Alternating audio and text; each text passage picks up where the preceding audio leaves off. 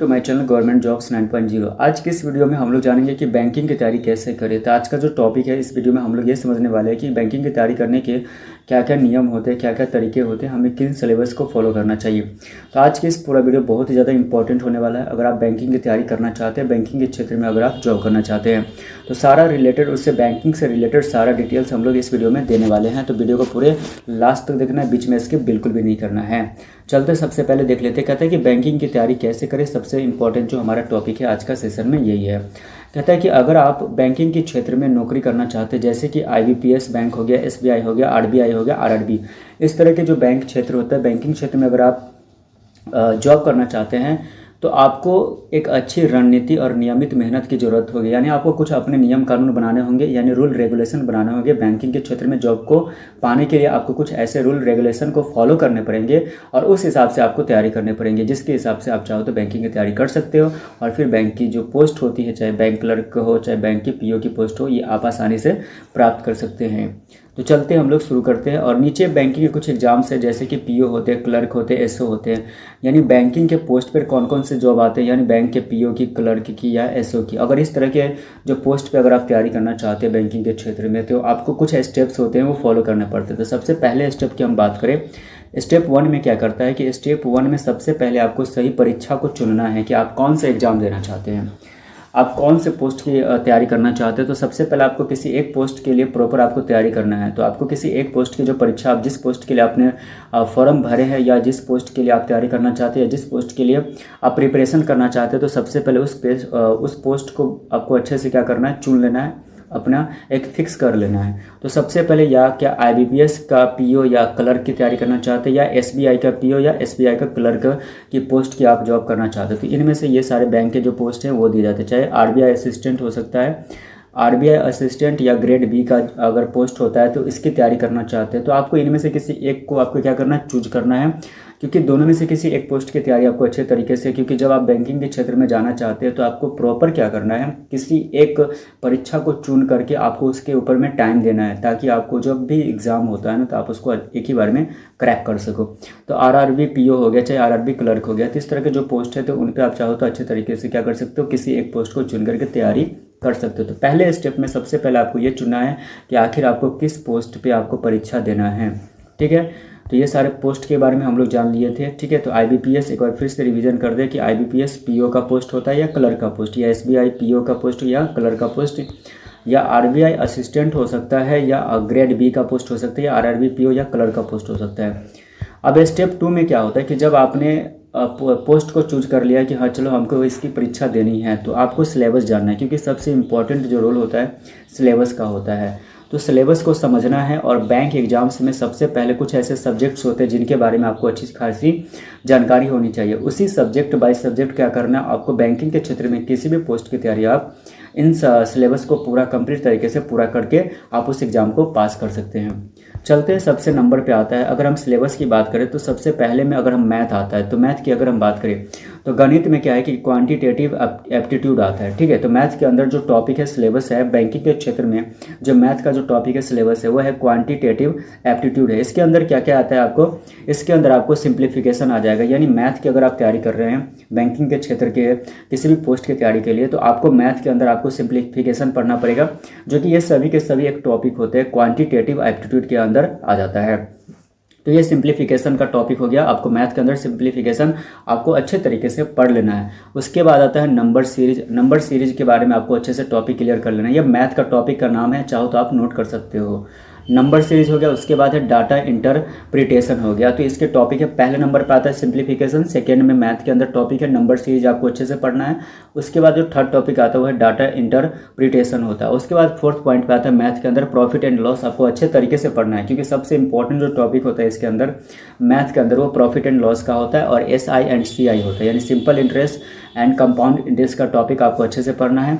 साथ में मैथ के अंदर अगर हम बात कर ले तो क्वांटिटेटिव एप्टीट्यूड जो है मैथ का जो पार्ट है सिलेबस का, तो उसमें क्या करना है, टाइम एंड वर्क को आपको अच्छे से रिवीजन करना है, अच्छे से इसका कॉन्सेप्ट क्लियर करके रखना है। तो ये तो आपका हो गया गणित को लेकर के आपका सारा मतलब सिलेबस। जो अगर हम बात कर ले गणित का जो क्वांटिटेटिव एप्टीट्यूड जो आपका सिलेबस है मैथ का, उसके अंदर आपको सबसे पहले सिंप्लीफिकेशन आपको अच्छे से पढ़ना है, नंबर सीरीज आपको अच्छे से पढ़ना है, डाटा इंटरप्रिटेशन आपको अच्छे से पढ़ना है, प्रॉफिट एंड लॉस अच्छे से पढ़ना है, और SICI यानी सिंपल इंटरेस्ट कंपाउंड इंटरेस्ट के बारे में, और टाइम एंड वर्क जो चैप्टर है टॉपिक है उसको अच्छे से क्लियर कर लेना है। अब आती है अगर मैथ के अंदर की बात करें तो मैथ के बाद आता है रीजनिंग, जो कि अगर हम बैंकिंग के क्षेत्र में अगर किसी पोस्ट की तैयारी करना चाहते हैं, चाहे वो बैंक PO की हो, चाहे बैंक क्लर्क की हो, चाहे बैंक SEO हो, तो यहाँ पे क्या है कि आपको रीजनिंग का बहुत ही ज़्यादा इंपॉर्टेंट रोल होता है। वैसे तो हर जितने भी कंपटीशंस के एग्जाम होते हैं उसमें रीजनिंग सबसे ज़्यादा क्वेश्चंस रीजनिंग के करने ही होते हैं, तो रीजनिंग आपको अच्छे तरीके से आनी चाहिए। तो रीजनिंग के लिए आपको रीजनिंग का जो टॉपिक होता है वो सिलेबस के अंदर, रीजनिंग सिलेबस के अंदर कौन कौन से टॉपिक आपको पढ़ने हैं, तो सबसे ज़्यादा आपको पजल पढ़ लेना है। पजल वाले जितने भी टॉपिक है उसको आपको क्लियर करके रखना है। साथ में आपको क्या करना है कि सिटिंग अरेंजमेंट वाला जो टॉपिक है रीजनिंग के अंदर आता है, सिटिंग अरेंजमेंट ही, तो वो वाला जो टॉपिक है उसको भी आपको क्लियर करके अच्छे से रखना है। आपको ब्लड रिलेशन वाला भी क्वेश्चन बहुत ही ज़्यादा पूछा जाता है, तो आपको क्या करना है कि रीजनिंग में जो सिलेबस है हमारा बैंकिंग के तैयारी के क्षेत्र में, तो आपको क्या करना है कि ब्लड रिलेशन का जो भी टॉपिक है रीजनिंग के अंदर उसको अच्छे तरीके से आपका कॉन्सेप्ट क्लियर होना चाहिए। उसके बाद है सिलोगिज्म है, तो सिलोगिज्म को भी, ये जो टॉपिक है रीजनिंग का ही टॉपिक है सिलोगिज्म, तो इसके बारे में भी आपको अच्छे से डिटेल्स में जानकारी होनी चाहिए, कॉन्सेप्ट क्लियर होना चाहिए। साथ में है कोडिंग डिकोडिंग, आपको कोडिंग डिकोडिंग भी आना चाहिए, क्योंकि रीजनिंग का कोडिंग डिकोडिंग बहुत ही बड़ा हिस्सा है। इसमें बच्चों की बहुत ज़्यादा प्रॉब्लम होती है, चाहे कोई भी कंपटीशन की तैयारी करता है ना, तो उसमें अगर कोडिंग डिकोडिंग की बात आता है रीजनिंग के अंदर, तो ये बहुत ही बड़ा प्रॉब्लम क्रिएट करता है। तो आपको कोडिंग डिकोडिंग को अच्छे से क्लियर करके कॉन्सेप्ट रखना है, ताकि अगर रीजनिंग का अगर कोई भी क्वेश्चन अगर कोडिंग डिकोडिंग से आता है तो आप उसको अच्छे तरीके से क्रैक कर सको।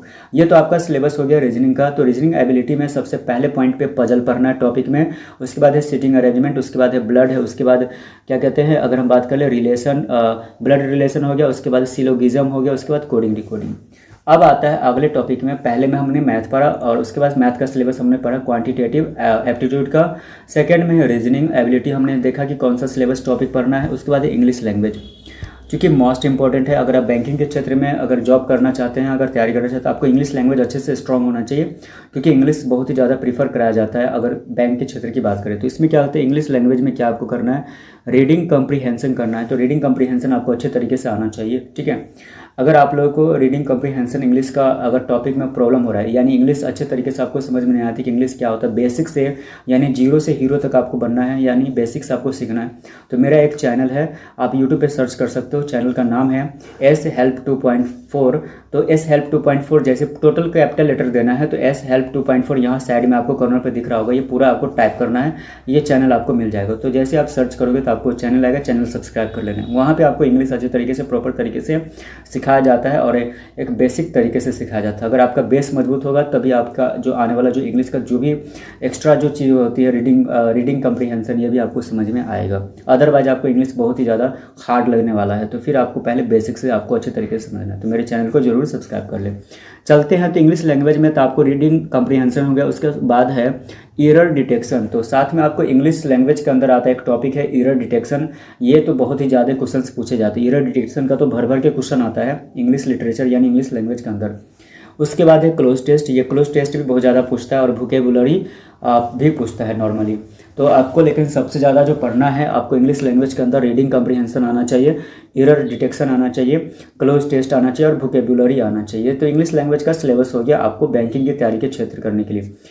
अगर हम बात कर ले जनरल अवेयरनेस यानी करंट अफेयर्स की बात कर ले, तो इसमें आपको क्या करना है कि जनरल अवेयरनेस में क्या करना है कि अगर हम बात करें तो सामान्य ज्ञान है ना, तो जनरल नॉलेज से रिलेटेड अगर आपको टॉपिक पढ़ना है तो आपको कम से कम करंट अफेयर्स, सबसे इम्पॉर्टेंट रोल होता है करंट अफेयर्स का। तो आपको 6 महीने का, पिछले 6 महीने का करंट अफेयर्स जो है ना आपको अच्छे तरीके से आना चाहिए और पता होना चाहिए, मालूम होना चाहिए, ठीक है।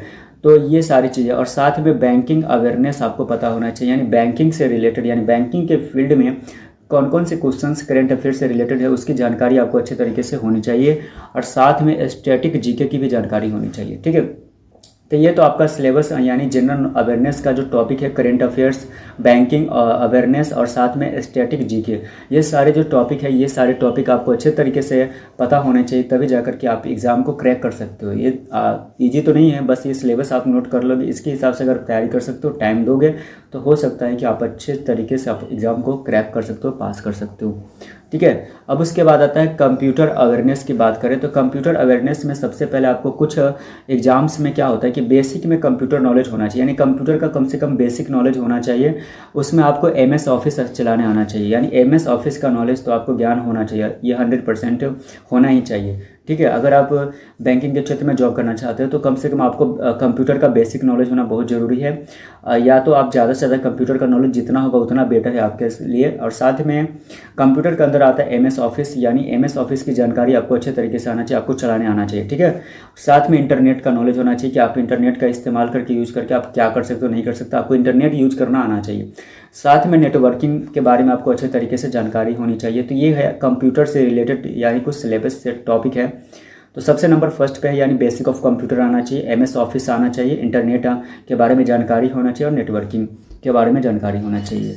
अगर हम स्टेप 3 की बात करें तो अब जब हम सिलेबस के बारे में अब हम जानकारी इकट्ठा कर लिए तो अब स्टेप 3 में क्या आता है, सही स्टडी मटेरियल को चुनना है। तो स्टेप 3 में सबसे पहली बात है कि आपने सब कुछ तो कर लिया, सारा चीज़ हो गया, लेकिन अगर आपको सही स्टडी मटेरियल नहीं मालूम होगा तो आप कहीं कहीं से अगर उठा करके कोई भी बुक, अगर किसी भी पब्लिकेशन का बुक आप पढ़ते हो तो फिर वहाँ पे आपको क्या होता है कि सही तरीके से आपका एग्जाम का तैयारी नहीं हो पाता। तो हम सबसे पहले बात करेंगे क्वांटिटेटिव एप्टीट्यूड यानी मैथ की। अगर हम बात करें तो मैथ आपको RS अग्रवाल का प्रकाशन का ही बुक पढ़ना है। ठीक है, अगर हम सबसे पहले आपको प्रीफर करेंगे तो जो सबसे अच्छा प्रकाशन होता है, पब्लिकेशन होता है, वो RS अग्रवाल का बुक होता है। तो आपको RS अग्रवाल का ही आपको मैथ का बुक यूज करना है, इस्तेमाल करना है। ठीक है, उसी का तैयारी करना है, RS अग्रवाल मैथ ही पढ़ना है खास करके आपको। साथ में अगर RS अग्रवाल के साथ अगर आप चाहो तो अरुण शर्मा का भी मैथ बुक पढ़ सकते हो। ठीक है, तो अरुण शर्मा का जो पब्लिकेशन है इसका भी आप चाहो तो मैथ यूज कर सकते हो। साथ में अगर आप एक्स्ट्रा अगर आप चाहो रखना तो फास्ट ट्रैक अरिथमेटिक के लिए आप फास्ट ट्रैक का बुक यूज कर सकते हो। तो ये तो हो गया आपका गणित का यानी मैथ का आपका हो गया, मतलब बुक आपको कौन सा लेना चाहिए। ठीक है, तो फिर से मैं आपको बता दूं कि आपको मैथ का जो आप सिलेबस की बात करें तो आपको RS अग्रवाल का बुक लेना है, और चाहो तो आप ज़्यादा से ज़्यादा अरुण शर्मा का भी ऐड कर सकते हो। और क्या कहते हैं, अरिथमेटिक के लिए आपको क्या करना है कि फास्ट ट्रैक अरिथमेटिक बुक आपको लेना है, और इससे आप चाहो तो अच्छी खासी मैथ के तो प्रिपरेशन कर ही सकते हो।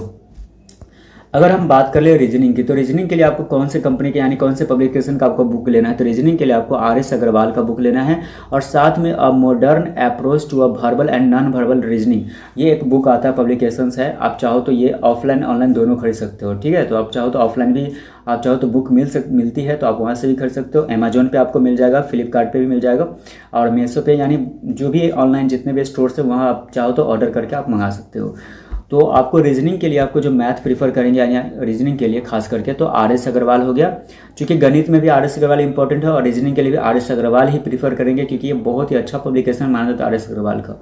और साथ में आपको रीजनिंग के लिए a modern approach to a verbal and non verbal reasoning का आपको बुक आपको यूज करना है। चलते इंग्लिश के लिए आपको कौन से पब्लिकेशन का बुक यूज करना है, तो इंग्लिश लैंग्वेज के लिए आपको रेन एंड मार्टिन का आता है, पब्लिकेशन का बुक आता है। ठीक है, तो आपको ये क्या करना है, इसको बाय करना है, परचेस करना है, और इसका यूज़ करके इसको आप तैयारी कर सकते हो।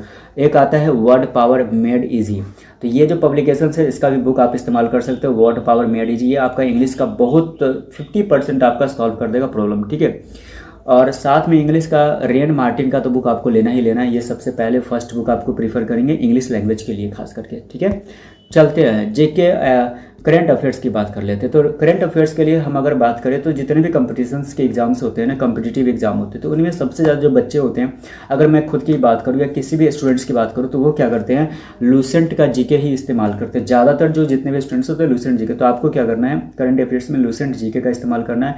साथ में डेली करंट अफेयर्स को आपको नोट्स बनाते जाना है। चाहो तो आप चैनल्स को, अगर आप चाहो तो कोई ऐसा चैनल्स हो सकता है यूट्यूब चैनल जहाँ पे कोई पढ़ाया जाता है डेली करंट अफेयर्स, तो आप वहाँ से भी अपडेट लेकर के आप नोट्स तैयार करके तैयारी कर सकते हो करंट अफेयर्स का। ठीक है, तो ये भी एक तरीका होता है। आप चाहो तो मार्केट से बुक खरीद सकते हो डेली करंट अफेयर्स का, तो वहाँ से चाहे आप पेपर पढ़ सकते हो, न्यूज़पेपर खरीद सकते हो, तो इससे भी क्या होगा कि आपका डेली करंट अफेयर्स कंप्लीट हो सकता है। लेकिन आपको लूसेंट GK तो आपको खरीदना ही है, लूसेंट GK आपको 100% खरीदना, क्योंकि लूसेंट GK में आपको ना तो हम तो मतलब आपको 100% लूसेंट GK खरीदना ही है। ठीक है, चलो आगे हम अगर बात करें, हाँ एक चीज़ आपको मैं बता दूं कि मेरा एक चैनल है करंट अफेयर से रिलेटेड क्वेश्चन से, उस पर कराया जाता है ना। तो आपको GK विद सनी करके चैनल पे सर्च करना है, यूट्यूब पे सर्च करना है GK विद सनी, ये साइड में आपको दिख रहा होगा कॉर्नर पे। तो आप यहाँ पे अगर आप क्या बोलते हैं क्लिक करोगे तो या सर्च करोगे यूट्यूब पे, तो आपको एक चैनल आएगा GK विद सनी करके, तो ये जो करंट अफेयर्स से रिलेटेड डेली अपडेट्स लाया जाता है उस पर, तो आपको करंट अफेयर्स की जो तैयारी है वहाँ से हो जाएगी। आप चाहो तो वहाँ से चैनल को सब्सक्राइब कर सकते हो। अब आता है, अगर हम बात कर ले, जब इतने सारी चीज़ें अगर हम जान लेते हैं तो सबसे इंपॉर्टेंट चीज़ आता है सबसे लास्ट में, चूँकि वे सबसे ज़्यादा इंपॉर्टेंट चीज़ है, तो मॉक टेस्ट आपको करना है। जब आप सभी चीज़ की तैयारी कर लेते हो तो आपको मॉक टेस्ट करना बहुत ज़रूरी है। चाहे आप ऑफलाइन कर सकते हो, चाहे उसे ऑनलाइन कर सकते हो। ऑनलाइन भी बहुत सारे ऐसे प्लेटफॉर्म हैं जहाँ से आप मॉक टेस्ट दे सकते हो, और ऑफलाइन भी ज्वाइन कर सकते हो बहुत सारे, ठीक है। आपके आसपास में आप पता कर सकते हो कि ऑफलाइन मॉक टेस्ट कहाँ पे होता है, तो आप वहाँ से भी मॉक टेस्ट कर सकते हो। जैसे कि मॉक टेस्ट के लिए हम प्लेटफॉर्म का नाम बता देते हैं, अड्डा 247 है, तो आप यहाँ भी इस प्लेटफॉर्म को ज्वाइन करके आप मॉक टेस्ट दे सकते हो। साथ में ओलिव बोर्ड है, और टेस्ट बुक हो गया, और साथ में प्रैक्टिस मॉक हो गया। तो ये सारे ऐसे प्लेटफॉर्म हैं जो कि आप इसके प्लेटफॉर्म पे जाकर के मॉक टेस्ट की दे करके अपना खुद का इतना क्षमता पता कर सकते हो, एबिलिटी पता कर सकते हो कि आपने प्रिपरेशन जो किया है उसके हिसाब से आपको कितना नंबर स्कोर हो पा रहा है। तो आपको हमेशा क्या करना है कि जितना आप प्रिपरेशन करते हो तो सप्ताह में एक मॉक टेस्ट तो आपको 100% लगाना ही लगाना। चलते अगर हम बात कर ले स्टेप 4 में, ठीक है। तो स्टेप 4 में क्या होता है कि आपको सबसे इंपॉर्टेंट चीज़ होता है टाइम टेबल बनाना है और नियमित ढंग से पढ़ाई करना है, क्योंकि सबसे इंपॉर्टेंट चीज़ होता है टाइम मैनेजमेंट। आपको सीखना पड़ेगा, क्योंकि टाइम मैनेजमेंट क्या होता है, बहुत ही ज़्यादा इंपॉर्टेंट होता है कि अगर आप किसी भी चीज़ की तैयारी करना चाहते हैं तो उसमें टाइम जो टेबल होता है ना, वो बहुत ज़्यादा इंपॉर्टेंट होता है। तो आपको टाइम बनाना पड़ेगा, आपके हिसाब से आपने डे बाय डे और रूटीन बनाना पड़ेगा, उसके हिसाब से आप तैयारी कर सकते हो। सबसे पहले मैं आपको बता दूँ तो प्रतिदिन आपको क्या करना है, प्रतिदिन कम से कम 6 से 8 घंटे की तो पढ़ाई आपको फिक्स करना ही है। एवरीडे आपको फिक्स करना है, कुछ भी हो जाए आपको एवरीडे कम से कम 6 से 8 घंटे पढ़ाई करनी है 100%, ठीक है। अगर इससे कम करोगे तो फिर आपको लॉस हो सकती है। तो आप कम से कम आपको 6 से 8 घंटे आपको मतलब ऐड करके रखना है कि करना ही करना है। हर जितने भी सब्जेक्ट है ना उसको दिन के समय मतलब हर सब्जेक्ट पे आपको टाइम देना। अगर एक दिन अगर गणित पढ़ते हो, मैथ पढ़ते हो, तो आपको कुछ समय आपको निकाल करके दूसरे करंट अफेयर्स पे भी देना है, रीजनिंग पे भी देना है, और जितने भी जो सिलेबस के अंदर जो भी टॉपिक्स आते हैं उन सभी टॉपिक्स को बारी बारी से टाइम के हिसाब से एक एक दिन करके आपको सभी पे टाइम देना है। तो इस तरीके से आपका क्या होगा, सिलेबस कंप्लीट हो जाएगा अच्छे तरीके से। आप चाहो तो एग्ज़ाम को क्रैक कर पाओगे और एग्ज़ाम में पास हो सकते हो। और सप्ताह में 2 से 3 मॉक टेस्ट जरूर लगाना है। सप्ताह में कितना मॉक टेस्ट लगाना है, 2 से 3 मॉक टेस्ट लगाना है आपको जरूर 100%, चाहे ऑफलाइन हो चाहे ऑनलाइन हो। चलते अगर हम बात करें स्टेप 5 की बात करें, तो इसमें कहता है कि मॉक टेस्ट और प्रैक्टिस के लिए आपको क्या करना है, ऑनलाइन मॉक टेस्ट आपको रोज़ देना है, ठीक है। तो हर किसी के पास आज के टाइम में मोबाइल फ़ोन होता है, तो आप चाहो तो वहाँ पे क्या करो, क्या बोलते हैं एप्लीकेशन आता है, तो प्ले स्टोर से आप एप्लीकेशन को डाउनलोड कर सकते हो और वहाँ पे आप ऑनलाइन मॉक टेस्ट दे सकते हो, ठीक है। तो हमने आपको उसके सारे प्लेटफॉर्म्स आपको मैंने पहले ही ऑलरेडी बता दिए हैं, तो आप उस सारे प्लेटफॉर्म को आप चाहो तो उसको अच्छे तरीके से उस पर आप ज्वाइन कर लेना। ज्वाइन करने के बाद ईमेल आईडी से ज्वाइन करना पड़ता है नॉर्मली, तो आप अपना खुद का एक ईमेल आईडी होगा, ईमेल आईडी से आप साइनअप कर लेना, और साइनअप करने के बाद वहाँ पर अपना मॉक टेस्ट आप लगाते रह सकते हो, ठीक है, एवरीडे, चाहे सप्ताह में 2 से 3 आपको मॉक टेस्ट लगाना है। अगर हम बात कर ले कि समय टाइम की बात कर ले, तो टाइम और इस पर एक्यूरेसी पर आपको ध्यान देना पड़ेगा कि आपने टाइम कितने सब्जेक्ट पे कितना दे रहे हो। तो आपको इक्वली सब पे बराबर टाइम देना है, और टाइम को जो मैनेज करना आपको सीखना पड़ेगा। अब अगर हम बात कर ले तो टेस्ट के बाद अपने गलत जवाबों का विश्लेषण करना है। तो टेस्ट के जितने टेस्ट आप देते हो ना, मॉक टेस्ट या कोई भी टेस्ट ऑफलाइन हो चाहे ऑनलाइन हो, तो उसके बाद आपको क्या करना है कि जितने भी जवाब आप गलत किए हैं तो उन सभी गलत जवाबों का आपको विश्लेषण करना है कि आखिर हमने गलत कहाँ पे किया है। तो जो क्वेश्चंस का आंसर आपने गलत किया उस क्वेश्चन को आपको अच्छे तरीके से डिटेल्स में उसके बारे में जानकारी इकट्ठा करना है और उसका एक अलग नोट्स बनाना है, और उसके हिसाब से उसके बारे में आपको अच्छे तरीके से प्रिपरेशन करना है। ये बहुत ज़्यादा हेल्प करने वाली बातें हैं जो कि आपके एग्जाम्स को क्लियर करने में मदद करेगी। अगर हम स्टेप 6 की बात करें तो इसमें कहता है कि करंट अफेयर्स आपको रोज़ पढ़ना है। ये तो 100% पढ़ना ही पढ़ना है, क्योंकि अगर ये नहीं पढ़ोगे तो फिर आपका एग्ज़ाम जो होता है करंट अफेयर्स वो आपका पूरा बेकार हो सकता है। तो इसके हिसाब से आपको करंट अफेयर्स आपको रोज़ पढ़ना है, एवरीडे आपको फिक्स करके ही रखना है, ठीक है। अगर हम बात करें यहाँ पे कि बैंकिंग की परीक्षा में 6 महीने तक के कम से कम करंट अफेयर्स बहुत ही ज़रूरी होते हैं। अगर आप बैंकिंग की परीक्षा तैयारी कर रहे हैं तो उसमें आपको कम से कम 6 महीने तक का करंट अफेयर्स आपको आना चाहिए, आपको मालूम होना चाहिए। तो आप चाहो तो कुछ ऐप्स है, वेबसाइट है, वहाँ से भी पढ़ सकते हो, ठीक है। तो कुछ वेबसाइट के नाम है जो हम आपको बता देते हैं। सबसे पहले वेबसाइट है अफेयर्स क्लाउड, यहाँ से भी आप चाहो तो करंट अफेयर्स आप डेली बेसिस पे पढ़ सकते हो। एक है ग्रेड अप है, यहाँ से भी पढ़ सकते हो। एक है अड्डा 247, यहाँ से जीके टुडे। ये सभी के सभी एक ऐसे प्लेटफॉर्म है जहाँ पे करंट अफेयर्स से रिलेटेड अपडेट्स आते रहते हैं। और मेरा एक खुद का चैनल है जीके विद सनी करके, करंट अफेयर्स उस पर डेली बेसिस पे आता रहता है। अगर मैं आपको टिप्स दूँ तो टिप्स कि मैं क्या होगा कि इंग्लिश को नज़रअंदाज आपको बिल्कुल भी नहीं करना है। अगर आप बैंकिंग की तैयारी करना चाहते हैं तो उसमें आपको इंग्लिश को तो नज़रअंदाज बिल्कुल भी नहीं करना है, क्योंकि क्वालिफाइंग अगर ये क्वालिफाइंग नहीं होंगे, अगर आप इंग्लिश में क्वालिफाइंग नहीं होंगे तो मेरिट और डिसाइडिंग होता है, तो यानी मेरिट जो होता है उसमें मेरिट लिस्ट में आपका नाम नहीं आ सकता है। तो इंग्लिश बहुत ज़्यादा इंपॉर्टेंट रोल है, खास करके बैंकिंग के क्षेत्र में। तो आपको इंग्लिश आना ही चाहिए 100%, नहीं तो आपका बैंकिंग के जॉब में अगर आप कितना भी एग्जाम क्रैक कर लोगे तो इंग्लिश में जाकर के आपको प्रॉब्लम हो सकती है। खास करके अपना स्ट्रॉन्ग और वीक एरिया आपको पहचानना पड़ेगा कि आपका कौन सा स्ट्रॉन्ग है कौन सा वीक है, यानी कौन से सब्जेक्ट में आप स्ट्रॉन्ग है कौन से सब्जेक्ट में आप वीक हो। तो उसके हिसाब को आपको टाइम के हिसाब से काम करना है, समय समय पर आपको रिवीजन करते रहना है, सभी सिलेबस को लेकर के रिवीजन करना है, ये तो सबसे इंपॉर्टेंट चीज़ है। और प्रीवियस ईयर के पेपर के जो क्वेश्चन है, यानी प्रीवियस यानी 5 साल के जो प्रीवियस ईयर के जो पेपर्स है यानी क्वेश्चन है, उनको आपको अच्छे तरीके से हल करना है, प्रैक्टिस करते रहना है एवरी टाइम एनी टाइम। जब भी आपको टाइम मिले, मौका मिले, प्रीवियस ईयर के पेपर्स को बैठ करके सॉल्व करते रहना है। तो ये सारे टॉपिक थे, कॉन्सेप्ट है जो कि आपकी बैंकिंग के क्षेत्र में बहुत ज़्यादा मदद करने वाली है, तो हेल्प करने वाली है। तो ये सारे टॉपिक्स जो है अगर इन सारी चीज़ों को आप फॉलो कर लेते हैं तो फिर बैंकिंग की तैयारी में आपको कोई भी समस्या उत्पन्न होने वाली नहीं है। आप बैंकिंग के क्षेत्र में, बैंकिंग के कोई भी पोस्ट हो सकता है, चाहे वो बैंक का पीओ हो, चाहे क्लर्क हो, चाहे एसओ, तो आप उसको अच्छे तरीके से आप उसके एग्ज़ाम को पास कर सकते हो। इस तरह के गवर्नमेंट जॉब से रिलेटेड वीडियो देखने के लिए मेरे चैनल को जरूर सब्सक्राइब करें। वीडियो को वॉच करने के लिए थैंक यू सो मच। मिलते हैं नेक्स्ट वीडियो में, तब तक के लिए बाय बाय।